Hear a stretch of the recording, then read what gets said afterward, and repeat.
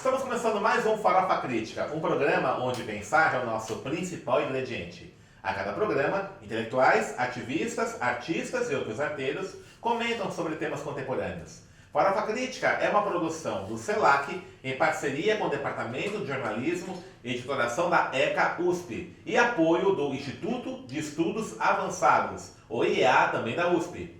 Acesse o nosso canal www.youtube.com/farofacrítica, inscreva-se e clique no sininho para receber notificações de novos programas. E não esqueça, toda terça-feira, a partir da hora do almoço, o Farofa Crítica aperitivo com pequenos comentários meus sobre temas da conjuntura nacional. E às quintas-feiras, o tradicional Farofa Crítica Entrevista. Avise seus amigos, colegas, familiares e peça-os também para inscrever no nosso canal para a gente aumentar o nosso número de inscritos e fortificar a nossa rede de contatos.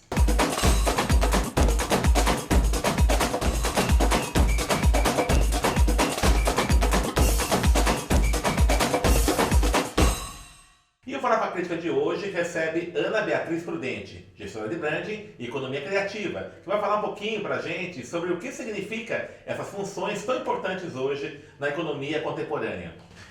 Beatriz, pode chamar Beatriz? Pode. Obrigado por ter aceito o convite. Eu sei que você ficou ontem até tarde fazendo prova, né? Acordou cedo para vir para cá e tal.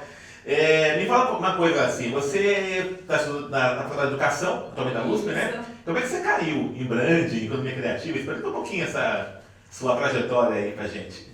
Eu tenho espírito empreendedor desde a adolescência. Eu já sabia que eu queria ter um negócio próprio, desenvolver atividades independentes das grandes corporações. E ao longo da minha vida, né, eu tenho menos de 30 anos ainda, ao longo da minha vida estudei em algumas instituições até chegar na Universidade de São Paulo, onde atualmente eu sou aluna da Faculdade de Educação. Mas antes disso eu já tinha uma trajetória profissional e como empreendedora eu percebi uma grande dificuldade na área de gestão. Certo. E ao conseguir resolver os meus problemas, eu percebi que não eram problemas exclusivos meus, que outros empreendedores tinham os mesmos problemas. E aí eu acabei desenvolvendo também essa atividade profissional de gestora de economia criativa e brand, que é ajudar outros empreendedores a solucionarem os mesmos problemas que eu enfrentei. Eu queria ser branding, né? Acho que é uma palavra muito falada, acho que muitos não compreendem, né? Exatamente. O branding é o que você sente ao lembrar de uma marca, ao pensar em uma marca, em algum produto. É o que você sente. E o branding será a gestão do que você sente em relação a essa marca ou esse produto. Então, vou dar um exemplo. Quando pensamos num refrigerante X, automaticamente sentimos alguma coisa em relação a esse refrigerante. Ou uma lembrança de infância, ou uma aversão porque não gostamos de refrigerante, alguma coisa nós sentimos, ele desperta na gente alguma sensação. A marca, ela vai fazer a gestão do que as pessoas sentem em relação a elas, qual é o vínculo afetivo que as pessoas têm em relação àquela marca. E isso é o branding, que é a gestão de branding. Então, por exemplo, assim, você tem relações afetivas, né? Chama assim, né? Ou sentimentais com certos produtos, com certas marcas. A ideia é, então, você, a partir dessa percepção, criar uma estratégia de ação para essa marca. Exatamente. A marca ela começa a gerenciar o que as pessoas sentem em relação a ela. Isso é o que a gente chama de gestão de brand ou branding. Certo. E por isso, para isso, então, é necessário fazer muitos estudos, pesquisas, né? Como é que é feito isso? Olha, atualmente eu tenho um escritório de gestão de economia criativa e brand e lá eu tenho uma equipe multidisciplinar, né? Então, esse trabalho, como o senhor mesmo nos colocou... Eu não, você, quem está amigos. Como você mesmo colocou, envolve muita pesquisa. Então, nós temos profissionais de psicologia, de sociologia, de mídia, da área jurídica e, dependendo do que for o objeto de estudo, até amplia para a área da saúde, então trazemos profissionais de saúde e juntos fazemos um estudo coletivo, colaborativo de como as diversas áreas podem trazer elementos na construção da imagem e da identificação do público com aquela marca ou com aquela prestação de serviço. Você tem tido assim nos clientes, no seu escritório? Tem sido um momento no qual isso é muito procurado, tá? Por quê? Justamente é o boom da economia criativa. A economia criativa, ela sempre existiu na nossa sociedade, que é você usar o capital intelectual, artístico, identitário para geração de negócios, né? Então, vou dar um exemplo aqui. Eu vou abrir então um restaurante de comida baiana. Veja bem, eu estou abrindo uma atividade comercial, mas o recurso que eu uso, ele é totalmente cultural. Eu vou lá beber na fonte da cultura baiana, dos ingredientes que são usados naquela cultura e vou trazer para dentro da concepção do meu negócio, eu vou trazer para dentro dessa atividade. Então, como empreendedora, eu não sou só uma empreendedora que abriu simplesmente um negócio, teve uma ideia, eu estou usando um capital cultural. E a partir do momento que isso acontece, isso tem que ser gerido. Como é que eu vou gerir esse negócio? Aí entra a gestão de economia criativa. E vou ter que gerir a forma como as pessoas se relacionam com a minha marca, se relacionam com o meu negócio, o que as pessoas sentem em relação a esse negócio. Então, entra a gestão de brand. Bom, então há uma relação, né, de economia criativa com brand, né? Como é que é essa relação? Bom, a economia criativa, na atualidade, esse é um posicionamento que eu defendo, ela é o nascedouro desse boom do empreendedorismo. Certo. Porque se você analisar todos esses empreendimentos que têm surgido no Brasil, vamos falar de Brasil, eles trabalham com o capital cultural identitário, né? Então as pessoas estão abrindo muitos negócios na área de moda. Então, um exemplo, eu vou trabalhar com moda africana, que tem sido uma tendência agora, criar marcas de roupas ligadas à identidade com a cultura africana. Restaurantes, a gastronomia, o setor da gastronomia também tem sido um setor de muito crescimento, há muitos empreendedores na área da gastronomia. Então, esses empreendedores vão trabalhar com culinária nordestina, com culinária gaúcha, ou às vezes culinárias de origens de outros países, como a culinária japonesa. Então, veja bem, todos esses novos negócios, todos esses empreendedores, eles estão vindo justamente da economia criativa. Certo. Que é esse setor que vai usar a cultura e a identidade para a geração de negócios. Mas então, Ana, o Brasil é um país que está crescendo muito esse empreendedorismo, você disse, tem esse dado, né? Só que tem dados que o Sebrae aponta que há muitos que fecham. Sim. Será que não há uma incompreensão também dessa necessidade que tem essa gestão da marca? Como é que você avalia isso? Essa dificuldade do empreendimento no Brasil? Eu vejo dois pontos aí. Primeiro, a falta de capacitação dos empreendedores, tá? Não há ainda uma democratização dessa capacitação. Você tem algumas instituições que oferecem cursos gratuitos, acessíveis, mas eles ainda não dão conta da demanda. A demanda é muito grande, então a gente precisa pensar em políticas públicas de ampliação dessa capacitação. E a capacitação é algo sério, não é um vídeo de 10 minutos no YouTube, como as pessoas... Faça você mesmo. Faça você mesmo, ou uma palestra que a pessoa vai. Não, a capacitação é um processo contínuo, né? Eu acredito aí que 1 ano, pelo menos, para a pessoa estar no mínimo, para a pessoa estar devidamente capacitada. E outro ponto é realmente a questão da gestão da marca, a gestão de branding. Porque no Brasil, quem faz o branding geralmente são agências de publicidade, são escritórios especializados. E isso custa dinheiro. O empreendedor, pequeno empreendedor, aquele que vem da classe trabalhadora, ele não tem condições de investir nessa consultoria de brand. E ele fica desprovido dessa gestão de marca. Então, quando a gente fala hoje no Brasil, que é um tema que está muito em alta, que é a desigualdade, né, que a gente tem estudado muito desigualdade e percebido que ela está em todos os setores da sociedade, ela também chega no empreendedorismo. Porque o empreendedor que ele chega melhor capacitado, com mais recurso financeiro, ele vai ter muito mais chances de ter sucesso no seu empreendedor, na sua atividade empreendedora. né? Então, de uma certa forma, quando o levantamento é feito, o Sebrae fala, olha, tem muita gente fechando, abre e fecha, tem a ver com essa dinâmica da falta de capacitação, da falta de recurso, né? E quais são os problemas que você mais encontra na sua experiência como gestora de branding e economia criativa? Olha, eu acho que o que eu mais encontro de dificuldade é quando as pessoas querem empreender dentro da economia criativa, mas não tem os 4 elementos que eu como gestora considero essenciais. Quais são os elementos que eu considero essenciais hoje? É inovação. Então, quando você vai atuar dentro da economia criativa, seja qual for o setor, porque a economia criativa ela é muito grande, né? Independente de qual seja o setor da economia criativa, você tem que pensar o que eu tenho para oferecer que o mercado ainda não está oferecendo, né? Então, assim, você vai entrar fazendo o que todo mundo já está fazendo ou, de alguma forma, você vai trazer um elemento novo. Certo. Vai estudar o mercado um pouco, né? Exatamente.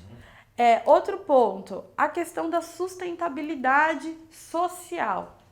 O seu produto ou a sua prestação de serviço, aquilo que você está criando, ela precisa ter um impacto social positivo, né? O empreendedor ele precisa entender que ele entra também com uma responsabilidade social. Então, o meu negócio, de que forma que ele vai trazer algo positivo para a vida das pessoas? Tá, então eu vou abrir uma consultoria ou uma atividade que vai atender um público que normalmente não é tão observado pelos grandes consultores, pelos grandes escritórios. Por exemplo, o público afrodescendente. Então, eu vou criar uma consultoria que atenda especificamente esse público. Então, o seu negócio já tem impacto social, porque você tem um escritório, uma consultoria que vai atender um público que normalmente não é observado, normalmente não é atingido. Então, tem que pensar na questão do impacto social. O terceiro ponto é a conexão com a comunidade. O seu negócio, a sua atividade, ele está inserido em algum local, fisicamente. Ou um bairro, ou vamos pensar talvez em algo maior, na sua cidade. Você precisa se comunicar com aquele entorno. As pessoas que fazem parte daquele ambiente, de alguma forma, elas precisam sentir uma conexão com aquilo que você faz. Então, eu vou dar um exemplo. A Dona Maria criou uma loja de doces, né? Ela precisa, de alguma forma, fazer com que aquela loja de doces dela estabeleça uma relação com o bairro no qual ela está inserido. Como ela fará isso? Ela precisa estudar, ela precisa pensar. Como é que eu vou criar uma identificação real com aquele bairro? Até porque tem 2 pontos aí muito interessantes. Quando você cria uma conexão com a comunidade, você passa a ser um patrimônio daquela comunidade. Se o seu negócio fecha, se o seu negócio vai falir de alguma forma, os primeiros a sentirem que devem te apoiar, que devem defender, que devem engajar você, é a própria comunidade, que não quer perder. Não, pô, aquela loja ali de doce tem a ver com a gente, tá aqui há muito tempo, ou a Dona Maria é um membro da nossa comunidade, que forma que nós podemos colaborar para que ela não feche? Então, é muito importante esse apoio da comunidade para o seu negócio existir. E o outro ponto, quando você tem essa conexão com a comunidade, você passa a criar serviços e produtos que realmente combinam com aquela cidade, com aquela localidade que você está de alguma forma. Porque existe uma conexão real. Então, se você está, por exemplo, num bairro de São Paulo, onde tem muitas pessoas que têm uma ascendência nordestina, que são netos, filhos de nordestinos. Se você cria um produto ligado à cultura nordestina, nossa, automaticamente você é assimilado, porque você tem a ver com a identidade daquele local. Então, essa conexão com a comunidade, ela é muito importante porque ela gera esse sentimento de pertencimento do empreendedor e do negócio com aquele espaço, né? E um outro fator que eu considero muito importante é o design thinking. O design thinking, ele por si só, ele é muito grande, mas o elemento dele que eu acho mais importante, que tem que ter em um negócio é a relação empática.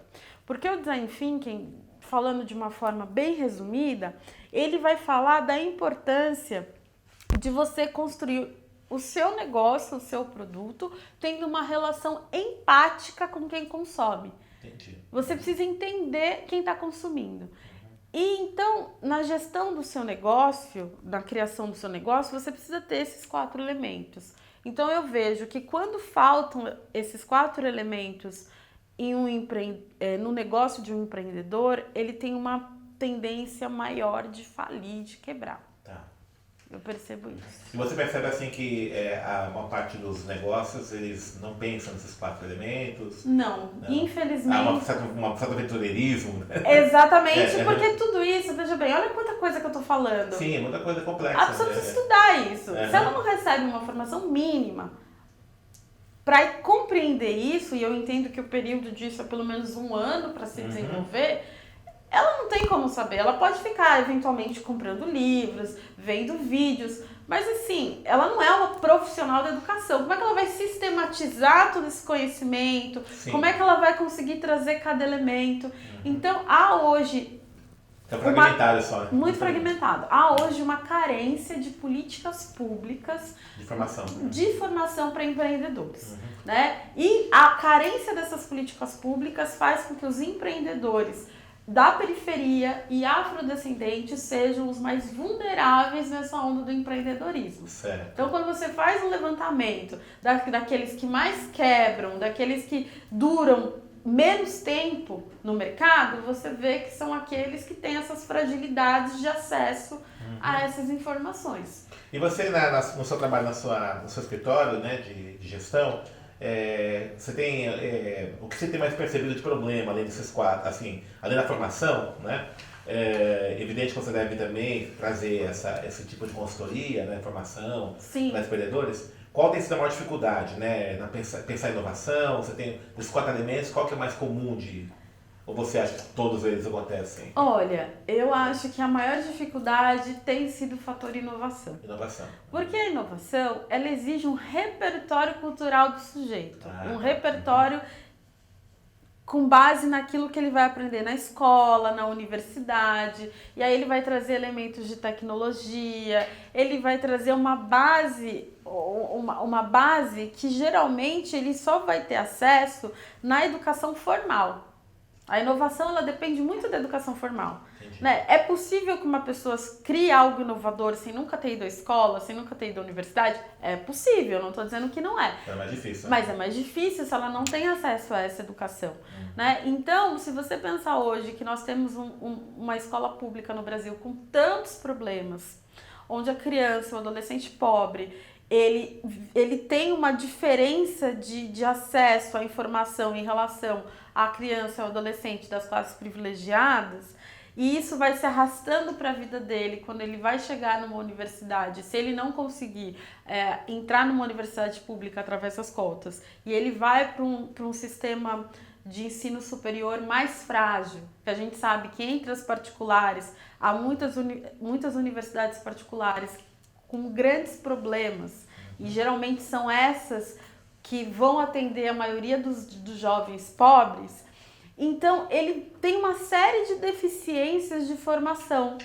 E aí, nesse ponto, ele vai ter menos bagagem que permite que ele seja um inovador, perceba?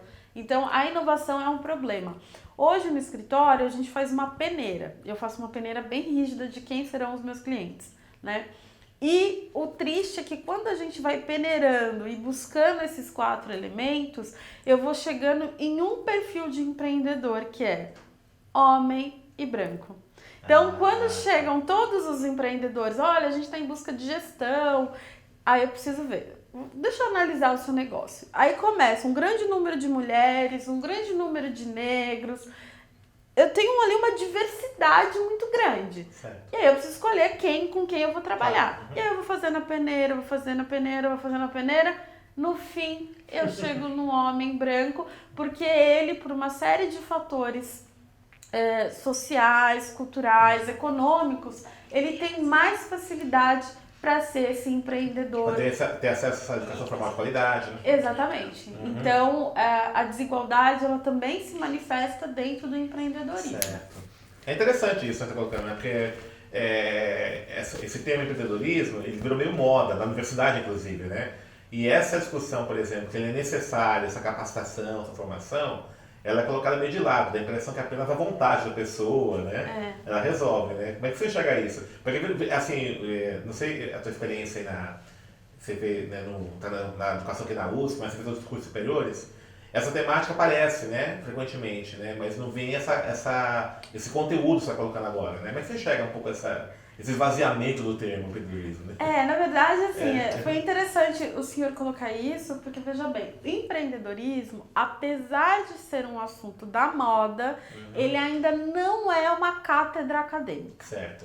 Então, nós temos hoje uma fragilidade no Brasil de teóricos, acadêmicos, pesquisadores e cientistas em empreendedorismo, tá? Então, ao longo dessa minha trajetória, conheci muitas universidades, fui aluna da PUC São Paulo, agora sou aluna aqui da USP, e eu percebo essa dificuldade do desenvolvimento de pesquisas na área do empreendedorismo. E aí, veja bem, no momento da sociedade brasileira, onde esse empreendedorismo mais ganha força, onde o número de empreendedores é tão grande, e aí vem dois tipos de empreendedor. O empreendedor por necessidade, que são as pessoas que não estão conseguindo se recolocar no mercado de trabalho, e na outra ponta você tem o empreendedor, que é aquele cara que realmente tem a vontade por opção, que é o que eu sou desde adolescente, eu sempre quis ser empreendedora. Então, no momento no qual nós chegamos nesse número tão expressivo de empreendedores, falta um estudo sobre empreendedorismo. Então, há uma defasagem do mundo acadêmico em relação a esse tema. Eu considero urgente que esse tema seja estudado, e não é só empreendedorismo, a economia criativa, porque no Brasil a gente tem a economia criativa como um nascedouro do empreendedorismo. Certo. Que é uma coisa que eu falo e as pessoas, nossa, mas...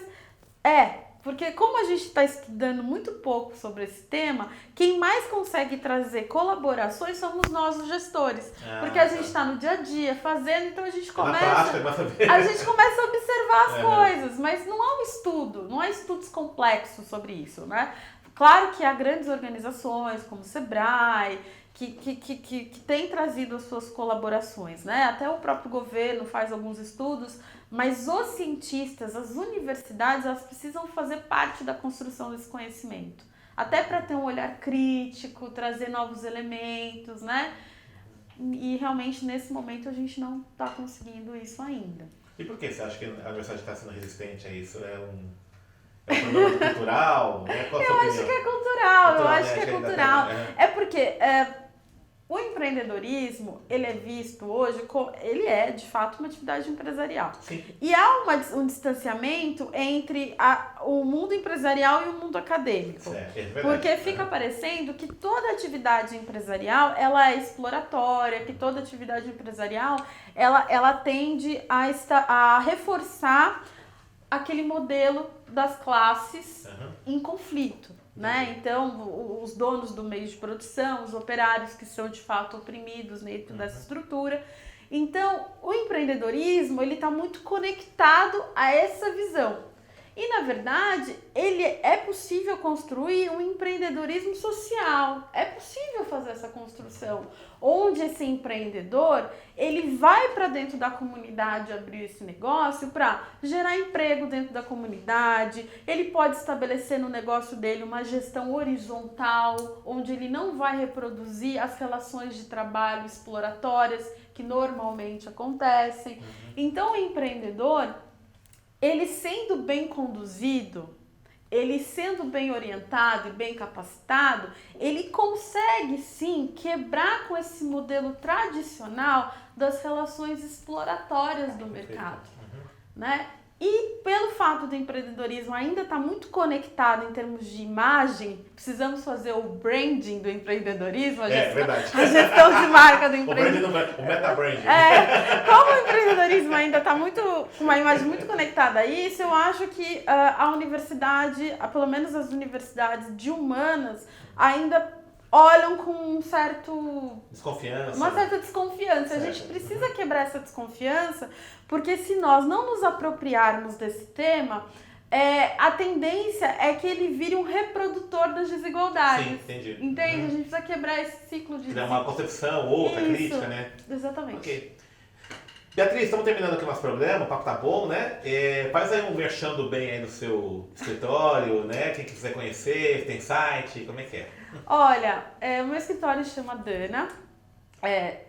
A Dana, hoje a gente está com um número muito grande de clientes e uma lista de espera até 2022. Opa, então tá bom. É o que eu tô falando. Existe Legal. uma tendência muito grande das pessoas procurarem esse tipo de serviço porque elas estão se sentindo perdidas. Certo. Né? Inclusive, eu acho que os escritórios de gestão de economia criativa, eles estão assumindo um espaço que nem deveriam assumir. As pessoas me procuram para perguntar se eu dou curso no meu escritório.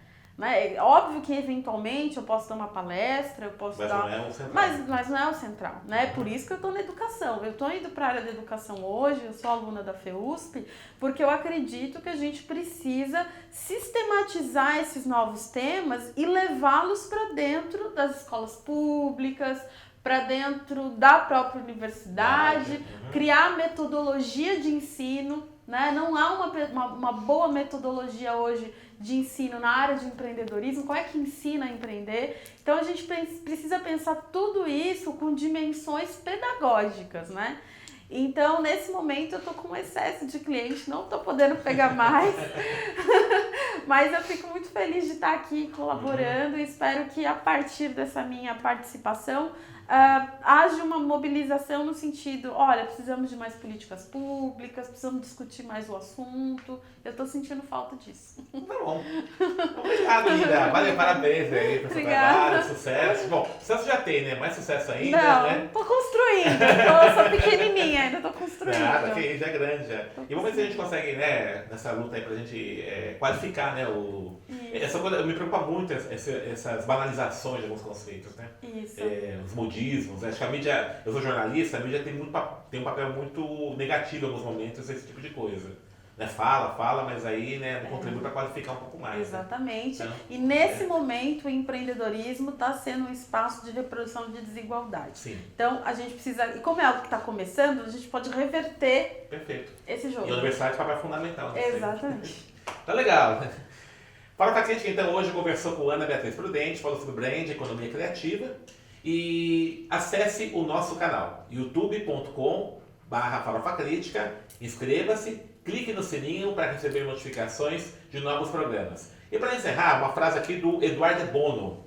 É melhor ter muitas ideias e algumas erradas do que estar sempre certo e não ter ideia nenhuma.